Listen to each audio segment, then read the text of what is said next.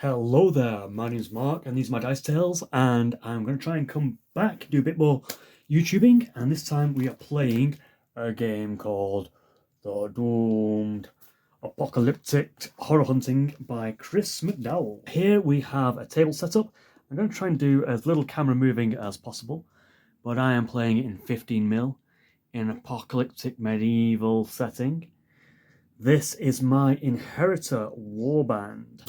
I'm playing solo, but I am playing with a horror and a conflict. And I'm going to try and be as precise as possible and get this as quick a video as possible as we do a little run through. It's not my first play, but I think I've got the rules down now, so let's go for it. My warband, let's cover that first of all. That is this little posse of 5 here. So he is my sheriff. This game works on quality, a little bit like Song and Blade Heroes and a couple of other games. I think Pulp did that as well recently from Osprey. And you generally have quality 3, 4, and 5. So we've got one quality 3, which is your boss man, your leader. He has a skill called Precise, so if he's rolling for shooting, he can re-roll any failed rolls. But basically, what a quality means is if you roll over your quality level, so 3 or over for the sheriff leader, he hits, or he moves, or he jumps, or interacts with whatever he's trying to do. And if it's a shooting action, for instance, because he's got the precise keyword, he can re-roll any failed ones of those. He's also been equipped with a piercer shooter weapon. That's just a basic level gun. Guns varieties. So weapon will come up as R1 times 2. So R1 means you roll 1 dice, in which case you're trying to roll over your quality, which is 3. And times 2 means if it hits, you then roll, the defender has to roll 2 saves, which again, it's going to be over their quality. And that's all he's got. He actually doesn't have a melee weapon. He's going to be using his fists. Though medieval, I'm just assuming it's magic beam weapons. And that's the basis of this. Next, we've got this little nimble chappy is Pathfinder. He's quality 4, so he's going to need to roll over 4s to hit and save and move. He's got a special skill that if he's touching the edge of a board, at the end of his turn, he can actually teleport or move anywhere up and down that board edge, which is pretty cool. Can be good for maybe running up, getting to the other side of the board, getting into position. He's probably got the most gear of my party. He's got a slugger, which is a sidearm, which means, again, at the end of his turn, he gets to do a free shoot action. A bit like the piercer, it's 1 dice, but then 2 damage. And he's also got a blade, which is 2 dice to actually try and hit, but then only 1 dice damage. And the weapons just vary like that, whether it's more dice to hit and then more damage, and some in-betweens, which are a bit more equal. If that makes any sense at all, I don't know. And then we've got here a champion, again, quality 4. This guy's got fierce, so that means he rolls his melee attacks. He has no special powers. He's carrying a shield and a maul, and a maul is roll once to hit and do 2 damage if you do hit. And the shield will give him +1 to save if he's ready. So if he's not activated when someone attacks him, he gets +1 to save. Legionnaire is our shooter, our archer. They're normally quality 5, but if they're in line of sight of the leader, they move to quality 3. And he is also got a piercer weapon as well. And then we've got a zealot, and he is just like a legionnaire. He's quality 5, but if he can see the leader, he goes down to quality 3 when doing melee attacks. And this guy is also packing a shield and a maul. That covers my 20-point warband. The enemies are just over here. We've got a pack of scavengers, which are being represented by the ghostly undead from Forrest Dragon, printed out as 15mm singles. And there in the middle, we've got a devourer, which is the recommended first monster to fight. And hidden in various places are these squiggly spaghetti hoops they are his nexuses. So before I can kill him outright, I will have to destroy the 3 nexuses. And each time you destroy a nexus, the devourer is going to get just a little bit powerful. It might activate the scavengers which are on the board. But at the start, only the devourer is on the board. Everyone else is off the board. Also, the recommended solo mission is a Devourer and also a Breakthrough. So as well as trying to hunt the monster and kill him, I also have to get 2 of my units to the other side of the board, and they both need to be there simultaneously without being knocked down or engaged by enemies. If I do that, they can win what's called the conflict. So if you're playing 2 players, it makes a bit more sense, but they would be trying to get across to the side of the board. But also, I've deployed a flat cannon. If an ally or an enemy gets to that, they can shoot that, and it will do R2 times 1 damage, which might be better than whatever their base attack is. So this is the board. So I'll attack. This is my way of attack, and the enemies can generally come on from a random edge. And that is about it. So I've played this game about 3 or 4 times now, all the same scenario and different terrain setups, and I modified my warband a bit. I think once I had 4 units and that was a bit too little, then I was probably engaging the Devourer too much. So let's see if this playthrough is any better. So every turn, so I've got these 3 counters. Sometimes if I forget how many actions I've done, I might say I've done a move action, a shoot action, and maybe another move action, something like that. And these are my exhausted. I've activated that unit. Let's get on with it. So each turn, a unit can do 3 actions. The first move action of a turn is always a free action, so you don't have to roll the dice for that, but any subsequent moves would require a roll over your quality to try and move. So first off, I'm going to come over here. I'm going to move away. So I'm going to start with my leader coming on over here, because the other characters will benefit from being able to see him. So he's just off the camera. It's literally just a tweak over here. You'll see him in just a moment. And when you move, you can literally move in a straight line until you bump into some terrain. So here we go. I bumped into that tree there. The Nexus is behind cover, so I'm going to try and get a little bit closer. So I'm going to roll a dice and see if I can get over 3. I've rolled a 3, and so I can move again. And this time I can sort of hurdle and jump over the terrain that I'm in contact with. And I'll say that's close enough. It's still going to give it cover, but I'm going to attempt a shoot action with my piercer. So it's R1. So I've hit, and that means I do 2 damage. So this time the Nexus has a quality of 4. I want 4 or less. It wants 4 plus. So I've got 1 less. So normally, if that was a character, you would roll on a wound table at that point. In this case, it's just a Nexus. It's been destroyed. I can take it off the board. But then you consult the book. Trigger. Following the effects after each successive Nexus is destroyed, the Devourer makes a free recovery and a free move towards whoever destroyed the Nexus.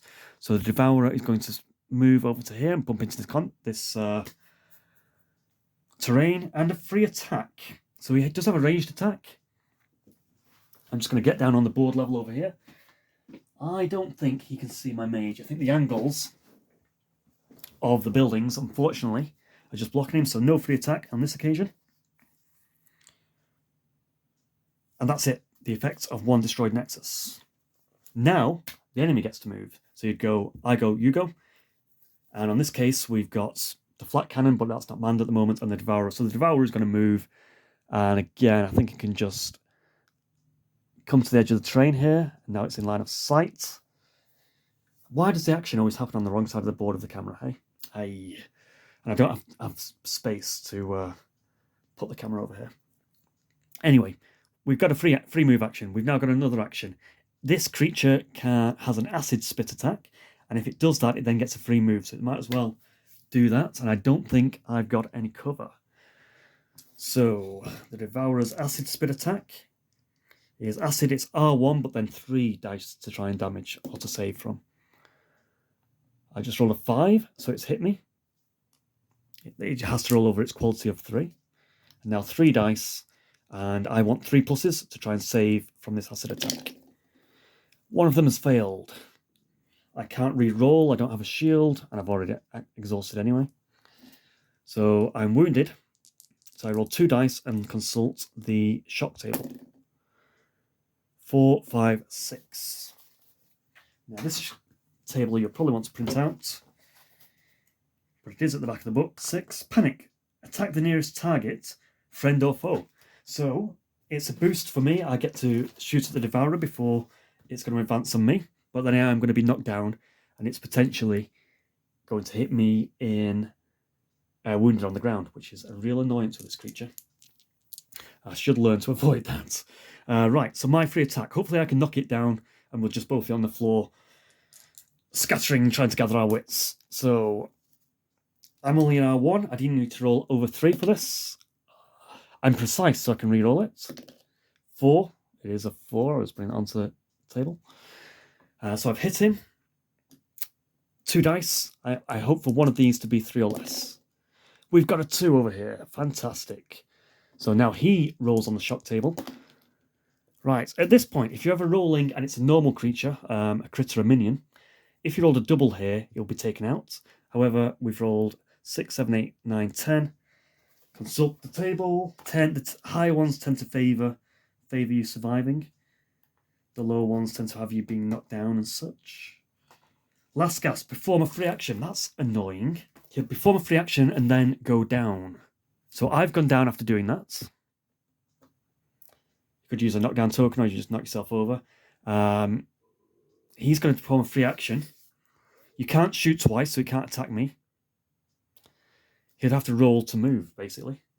I don't think he's knocked down yet, so he can't recover. So yeah. He's passed his move action, so he's literally going to bear down on me. But then he's going to get knocked over as well. So it seems a little bit silly. We're just both rolling around on the floors together. But I was thinking of action movies.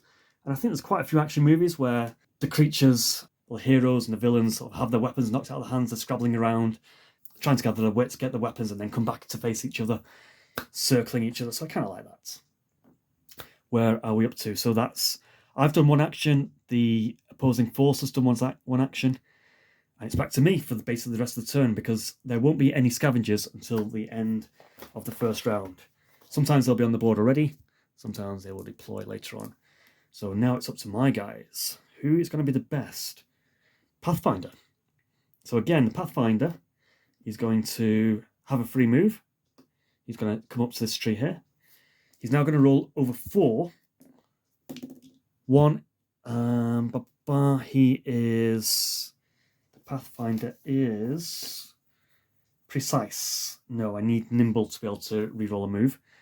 So that's 1 free move action, 1 failed move action. I want to be in touch with the edge, by the way, so I can potentially move afterwards. I would give the creature cover at this point. This is annoying. I want to be next to my boss to be able to recover him, or to give the enemy multiple. Thinking. I think I need to do another move action. 4, we've passed it. We're on the other side, so that was 1 move action, 1 failed move action, and then 1 successful move action. At the end of my turn, I've got the sidearm Slugger, and that gives me a free ranged attack. So I'm going to try and shoot the downed. No, I'm going to try and recover. No, it's it tricks you here. So I could try and shoot it. I'm not going to kill it, so I don't think it'll do anything. Yeah, I'm basically just in harm's way, hoping that I can get him up. We need someone else to be over here, so I'm going to use my move action to move, further away. I'm actually going to use my shortcuts special power as a Pathfinder just to get out of harm's way. What I really need to do is get there on my second action so I could recover the leader. So in that case, we'll try with the Zealots, because that's going to shield, and then my next character is I'm going to try and get another Nexus out of the game. So we have a free move. We can run all the way up to this tree. I need a 5+4 to try and jump over the tree. So he's failed his second action. Second action, jump over the tree. Why are we all failing it? But at least we've got a guy with a shield. And he'll be QL3, so it might be good for keeping that thing knocked down. That's what I'm hoping. Jabba, jabba, jabba. Right, let's go and try a different tactic. Let's use our champion. He's going to come on from here. Beep, beep, beep, beep, beep. We'll see him in a moment. Free run action. So he's going to squiggle his way up to this piece of the train here. Then maybe try and get to here as well, his second one. He's a QL4. We've got a 2. Why are they all failing their second move actions? So third move action, 4, we've done it. We will send him, we can just leap over that. You could say that's knee height and he might be able to wiggle in. Put him next to the Nexus so he's ready to hack it with his maul next turn. It's one of those judgment call games, people. If you disagree, put it in the comments below. And we have the Legionnaire. I think he needs to be able to see the leader. So I want to try and get him in the middle. And then he can possibly take out things at range. There's no measuring ranged. If you can see it, you can shoot it. So he's going to come on, do the same movement. Let's same movement. Yeah, move on the board, charge, bumps into some terrain, do a move action to get on the other side of the terrain. 2, fails it. He's now going to try and shoot the terrain, shoot the Nexus. I'm going to try and shoot the one just over the wall, giving it cover, so I'll need pretty much 6s. So it's 5 normally, -1 for the cover, or +1 for the cover, and he's missed anyway. That is all my guys on the board. Now, we roll a response for the horror. And this is a d6, and he's got 6 actions that can happen. We rolled a 1. Deploy 1 scavenger from a random point on any board edge. So shall we say edge 1, 2, 3, 4. We roll a 2, 1, 2. Ooh, this side. And I'm going to roll... If I break it up into like 6 sections, let's see how far we're going to come on randomly. 2, so somewhere close onto this edge of the board, we're deploying a scavenger. Let's stick him on the camera at least. Drawn by the blood. He knows the scavengers roared and knocked down someone, so he knows he's probably going to be able to have a feast.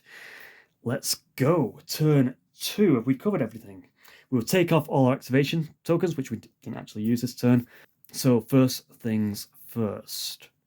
I'm tempted, because now it's choices, and it doesn't give you this in the book. It doesn't sort of randomize. If I use the Zealots, I can use him to get the Sheriff up, and then get the Sheriff out of there to try and blow up one of the Nexuses without losing the most critical member in my party. But if I use him to get him up, doing a recovery test with +1, because there's an ally nearby, I think, there's then a chance the horror just stands up and knocks us down, which will be annoying.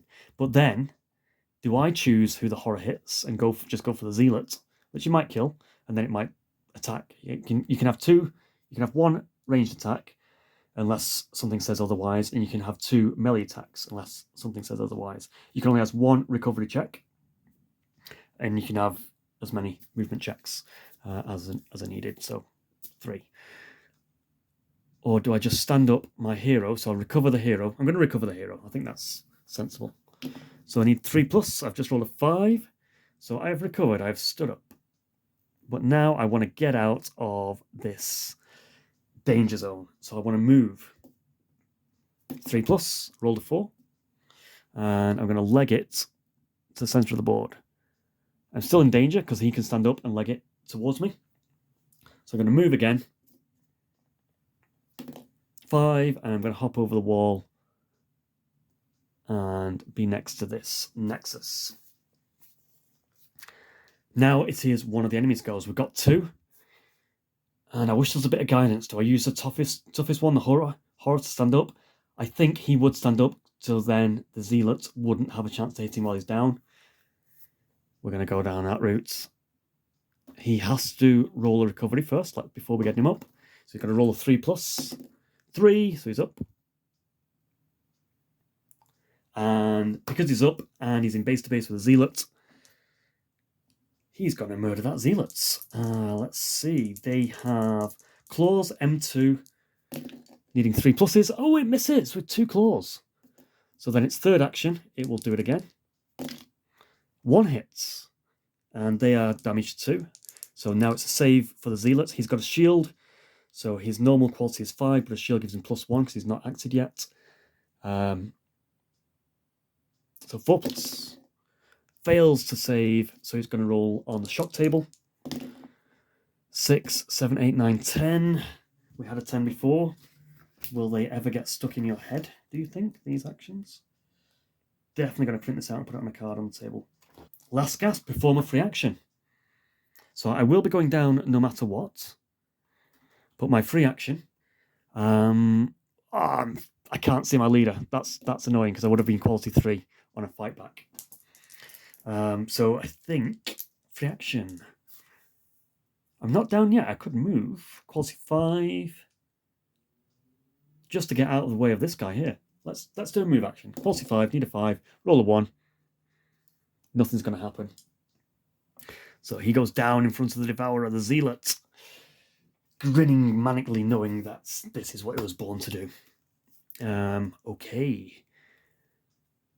Whew, scary stuff. Okay. My action, his action. Should we start using exhausted tokens? 1, 2. So I'm down. So I can now use the Zealot to recover because it's now his turn. We will try and stand up. We want 5+. Yes.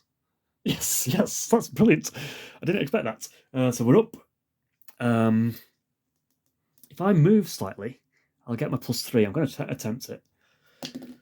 4. I needed 5, so I don't move. Now, that's a tricky one as well. This is, in the rules, I would designate where to move to. And then, if I fail the roll, my opponent could move me somewhere along that line. Because I don't have an opponent, it's only me, I would like to say I'll sort of move halfway. I don't like just standing still on a fail. But as this is my first video, I'm going to stick by the rules. So my second attack is just going to be an attack.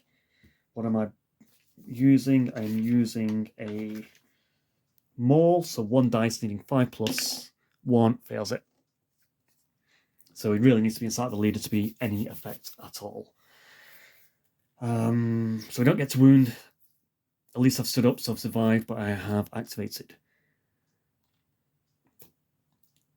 Now it is the scavenger's turn. It's going to move towards the nearest enemy. Free move up to the terrain, and then it wants to try and move beyond the terrain.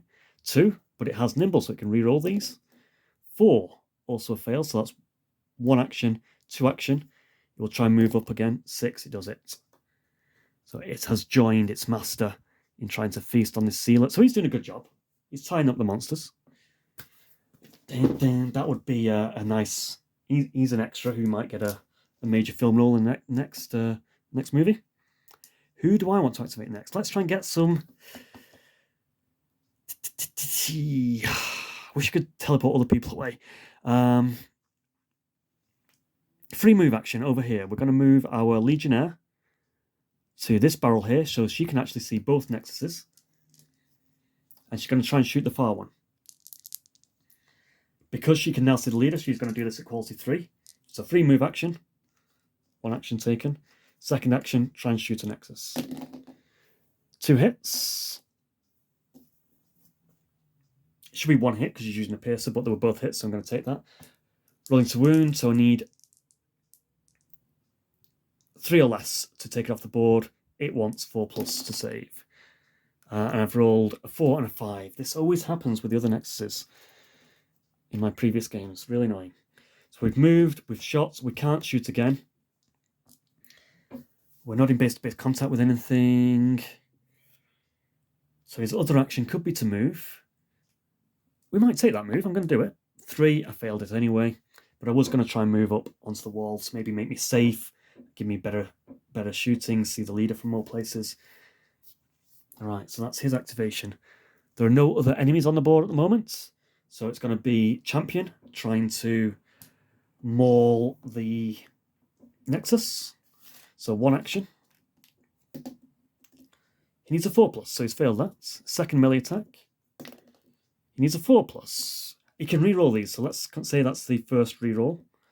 So the second action, 4, he's hit it. 2 dice, it wants 4+. Great, both of them failed. So the second Nexus is taken off the board. Lightning strikes. Way, special effects. We love it. Consult the book. The book of what happens when a Nexus is destroyed. The Devourer's claws are now M4 × 2, and all scavengers make a free attack We've got a scavenger in base to base here.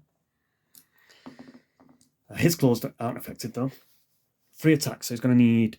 Does he scavenger? 2 dice. Okay, needing 5s. It fails. And now the Devourer is much more powerful. Devourer's claws are now M4. I don't think he counts as a scavenger himself, so he's not getting a free attack. Now it's the Pathfinder.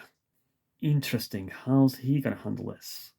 So the Pathfinder, he does have a blade and a slugger. And I also want to complete the one where we get 2 people across the board. So I don't know if I want to have him engaged at this point. I might just dilly him around the edge. He can maybe pick up scavengers. So, and I did question whether the sidearm is only a free action at the end of your turn, or I can just use it and I don't need to actually buy a second.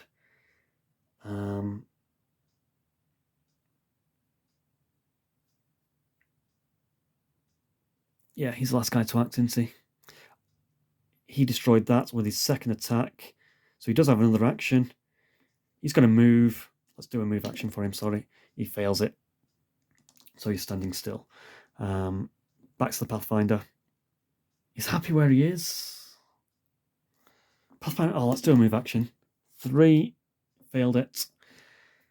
Well, let's try and shoot the big beast. And we'll give him cover because there's 2 trees in the way. So I'm going to need 5s. Normally 4's going to need 5s. It's an R1. 5. We've shot the beast with our slugger. 2 dice to try and wound it. It wants 3 pluses. It's got a 6. It's got a 1. A wound has gone through. So 2 dice. Let's see what happens. Roll on that table. 6, 7, 8, 9, 10. I think we've had that before. Isn't that the free action one? Last gasp, perform a free action. Not sort of what I wanted, but it is going to knock him down. He's now going to use his big, scary claws. M4 claws times 2. So any of these are 3 plus. It's going to hit the zealots. We've got a 6. 2 6s and a 5. One other thing I should mention about attacks. Even though he's got 3 hits, you're only going to roll... Each one of these is going to be roll 2 dice for a wound. So the first one, wounds, because I wanted 4 plus, because it's quality 5, but with a shield, so I wanted 4 pluses. So the first one's gone through. I don't need to worry about the other wounds. You only roll on the shock table once, so let's see. But then that beast goes down. And the zealot's going to roll on the shock table. Double 1, so that's a takeout. Unfortunately, in the final breath of the Devourer's turn, its huge, massive claws crush the zealots of the inheritors in a bloody mess. Nasty. Okay, so let's take off that activation token. That's everyone activated. I've moved, I've shot, I've got another action.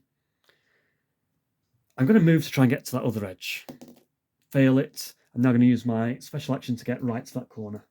So now next turn, at the end of my turn, I can start using my Pathfinder ability to squiggle up and down that edge, should I need be. And I'm in place to win the breakthrough. I just need to get someone else there.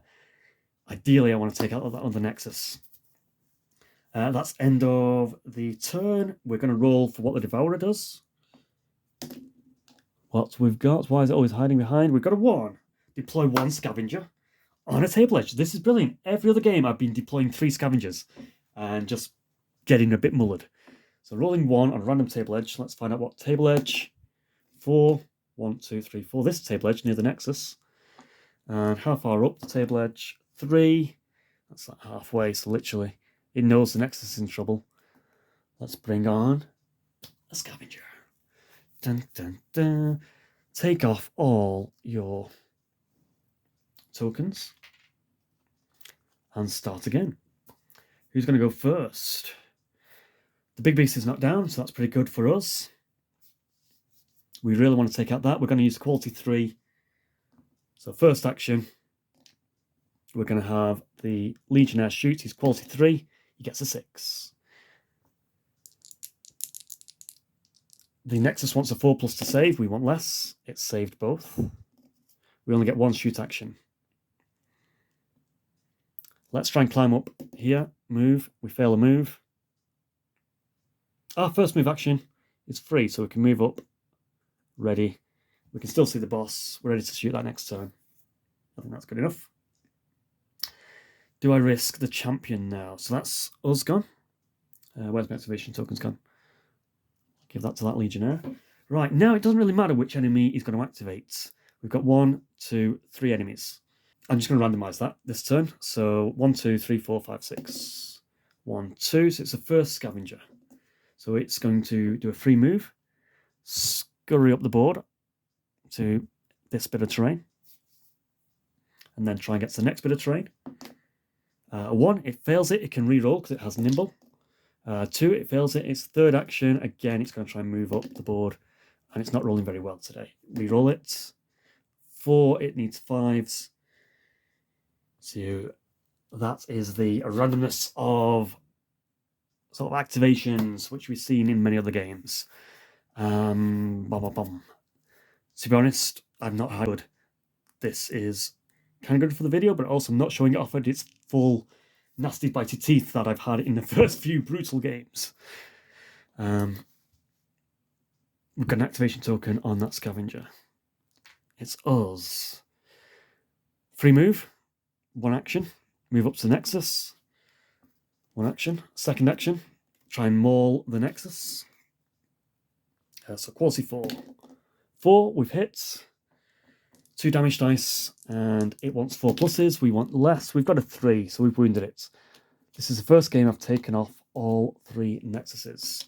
Let's see what the book says about the 3rd Nexus being destroyed. Oh yeah. Devourer makes a free recovery. I think it still rolls for that. It doesn't mean it's a free recovery. It fails it.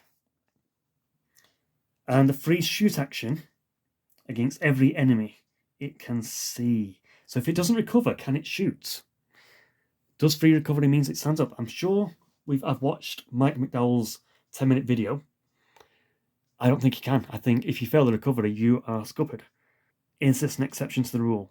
Let's ask him on Facebook. But for now, the rule under being downed means you cannot do anything but recover, and you only get 1 recovery attempt. But if it could shoot, this time it doesn't get to do its advance on the enemy ability. That is unfortunate for the Devourer, and no bonuses for the Scavenger. You can change this up. You can make it harder. You can say, oh right, I'll put a new rule in there. I'll say we now do 1, 2, and 3 or something like that. But let's not do that until we get more familiar with the game. Where are we up to? So that's not an activation in. So we've now got 1, 2, 3, 4. Let's see who's going to activate next. Because that was me here. That was a move. That was an attack. I can move him now, and he wants to get to the table edge. 2, he fails to move. So pretty much, if I get my leader to the table edge, I've completed both. We could try and take out the Devourer. We could turn around and try and take out the Devourer. It wasn't what I was thinking was going to happen in this video. I thought I was going to be scurrying off the edge until I get better weapons. But we might give it a go. He is still toughy. I've still got to roll like 2 or less when I do wound him. But I have chosen the more powerful weapons this time. I've generally gone for the ones which is 1 to attack, assuming that I'd be inside my leader and be quality 3 and thinking, you know, I'll live with that. Going for the more damaging ones. Whereas my previous warbands did have 2 to hit, because I generally prefer hitting. But in this game, it might be different. So that's my tactical way in on a few games. He's first hits. So we're going to choose an enemy. Yeah, so 1, 2, or 3. Which enemy is going to be? 1, 2, or 3, the Devourer. 1, 2, or 3. So he's going to try and recover. I'm going to have to ask that question. If he did a free recovery, does that still count? So he's failed to recover again. Lazy guy.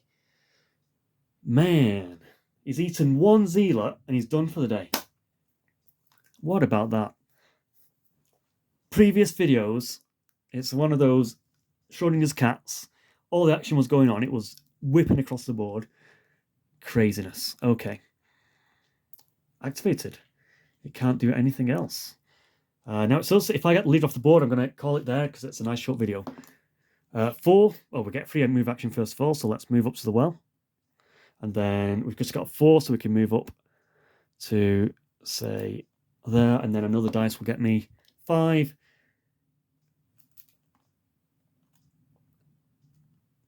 Game. We're off the board. We've got the Pathfinder at the edge, and we've got the leader at the edge. That triggers the good to go for breakthrough. And 3 nexuses are destroyed. So that gives us a good bit of renown to spend and buy new gear. And we don't have to worry about that. We can just say they made it off the board themselves. They're not casualties. We only had the 1 casualty to roll for. Fantastic. Let's do the casualty roll. So it's a d6 roll. We've got a 6. That's pretty good. I think a 6 is this guy has earned a gruesome scar with no further effects. Everyone else doesn't have to make one. So the other interesting campaign bit to this game is, let's go to the book. Boom, boom, boom. Nice pictures. I think this picture sort of bugs me because that's a massive creature in... You can't see the terrain that it's playing on. And you can't really see the terrain. It's really very set up terrains. In that it's, it's just made there to make a pretty place. Probably not played on terrain in this book. Right, here we go. So after the game is ended, both warbands would get 1 renown point if at least 1 nexus was destroyed. We did that. Another renown point if all nexuses were destroyed. We've done that, so we've got 2 renown points. The horror was defeated, so we didn't do that. The warband that killed the horror can now purchase items from the horror reward list. I'll show you that. So let's just go back a few pages. This is nice. A table with page numbers that tells you where to go. They're thinking of us. Right, this is the first horror. This is the Devourer. So this tells you what the Devourer is armed with. That it's got a special ability where it shoots, it can move. The minions, QL5, they do more damage versus exhausted targets. That's ones that I've activated already. Nexuses, where to place them. The actions of destroying a nexus. The response at the end of a turn. And the reward. So if we manage to defeat the horror, we can add this to our shop. We can then spend 2 points to buy a Reaper Blade, 3 points to buy 1 Acid Gun, and 1 point to buy a Hunger Gland. That we can give these to any of our party members. Another thing about the party, you always have 1 leader, and then you can have up to 8 men, women, children, whatever, monsters, robots in that warband. And the conflicts, so if we just go back to the tables again, breakthrough, page 112. So because I completed this conflicts, I can now purchase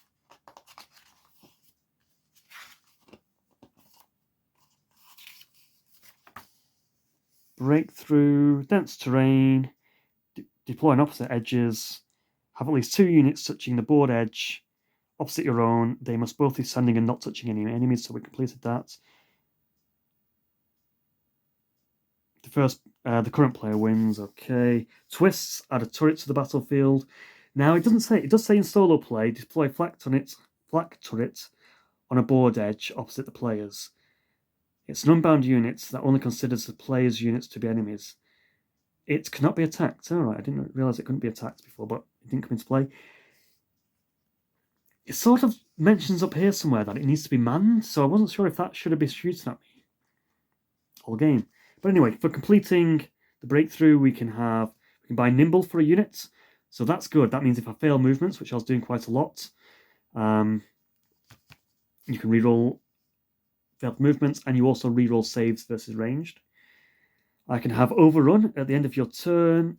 If you wounded a target, make a free move. That's pretty nice, so you can wound something and then move away from it. And finally, flank.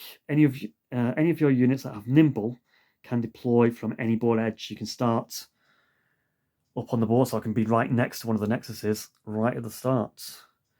And obviously, if you're playing another sort of intelligent opponent, they would be very cool bonuses. This game strikes me as, dare I say, a better Warcry, a little bit of Song and Blade Heroes, a little bit of Patrick Todoroff's The Night Watch in there, because that horror-y fighting one big monster and its minions. So it's really struck a lot of bells for me. It just seems really cool. Really like to play. Played in sort of 30 minutes, 45 minutes on this game.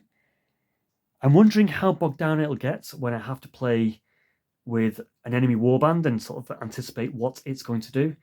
Because other than sort of moving to view and attack, it kind of emphasizes just trying to make it cinematic, and you're leaping about the train. You're not really measuring inches. You're leaping from rooftop and crumbling parapets. So a little bit like Princess Bride is my takeaway. Not quite the techno monstrosity medieval things that they've got, but magic, medieval, apocalypse, it's all good. And that's it. I think that's pretty much what I want to say. This could be a good first video. 45 minutes is good without me having to do any further editing. I may just sort of upload this as is, and see how our Warband progresses. So it's good to be back on YouTube. As I say, I'm still working on making a space so I can do better videos. I hope this worked out for you. Nice to see a new game. Other games that I picked up recently, I picked up Kings of War Armada, printing that in a small 50% scale. I kind of enjoyed that. I picked up Pulp by Osprey. Kind of enjoyed that. One thing I didn't like was that it doesn't have units of 3 models. I like this because everyone is a single model. But that worked out quite well. And I've also gone back to Thud and Blunder. Though I've kind of tweaked the rules, and instead I'm thinking of using Skyrim Call to Arms. So I've been playing that as well, but finding that a little bit taxing. This was beautiful. I think I could remember most things. It was just kind of like rules interaction questions that may not be clear in the book. But they're only very minor, and it is a judgment call type game either way. So let's call it. I'm going to end the video. Sayonara. See you next time. Hopefully it's not going to be as big a gap. It's been 7 or 8 months. Wow. I have adopted in that time, so we got a new family member in the house who I might start playing games with very soon. Throw that out there for anyone that's still listening. And let me know if you like Osprey games. Have you picked up Doom? What's your table look like? What are your monsters looking like? Looking at the other monsters, I've picked out things like manticores, dragons, vampires, basilisks, medusas as potentials, other creatures to replace some of the robotic dooms that it has in there. And yeah, let's see next video if we talk a little bit more about the campaign and how to reach a climax, because the monsters can reach climax. Your leader can reach climax by completing ambitions. And yeah, fabulous. That is it. Let's call it quits. See you soon. Goodbye. Mark Slicetail.